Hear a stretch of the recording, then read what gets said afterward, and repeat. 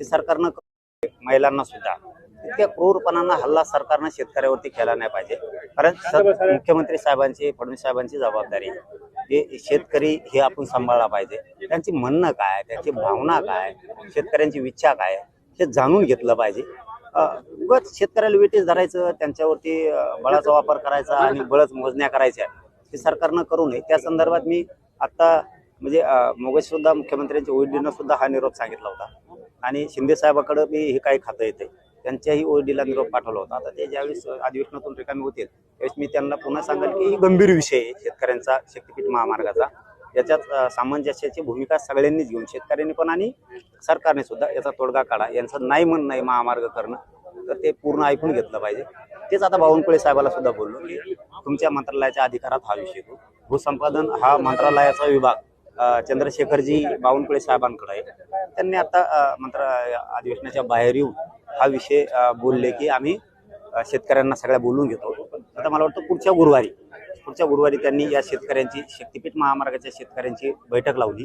त्या बैठकीत तोडगा 100% काढतो असा त्यांनी शब्द दिलाय आणि मग त्यांनी सांगितलं की आता सगळ्या शेतकऱ्यांनी उपोषण सोडून घ्या। आणि मला खात्री आहे की बावनकुळे साहेब 100% याच्यातून मार्ग काढणार। कारण मी याच्या अगोदर एक त्यांना प्रश्न सांगितला होता असाच मागणीचा, त्यांनी तो कडीला नेला होता, म्हणून आत्मविश्वास आहे की ते मार्ग काढतील।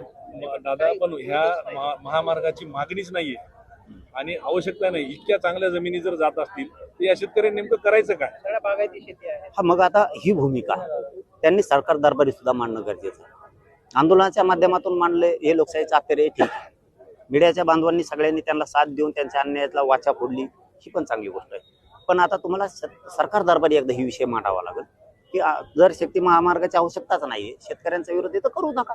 शेतकऱ्यांपेक्षा मोठं राज्यात कोणी नाही, कारण या शेतकऱ्यांनी सरकारला बसवलंय। सुखी समाधानी मंत्री आहेत, कोणाच्या जीवावरती ते शेतकऱ्यांच्या। शेतकरी सुद्धा सुखी समाधानी राहायला पाहिजे ना, ही भूमिका सरकारची।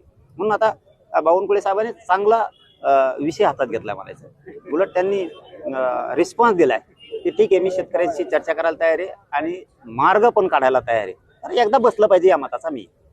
या दिवशी अधिकारी म्हणत होते तुम्ही नाही दिल्या तरी आम्ही जमीन हिसकावून घेऊ, अशा पद्धतीची भाषा मोजणी अधिकाऱ्यांची, महसूल प्रशासनाची होती। मला वाटत नाही त्याच्यात काय बावनकुळे साहेबांचा विषय असेल किंवा फडणवीस साहेबांचा असेल। काय काय अधिकारी नमुनेबाज असतात, इकडे सुद्धा काही करू शकतात।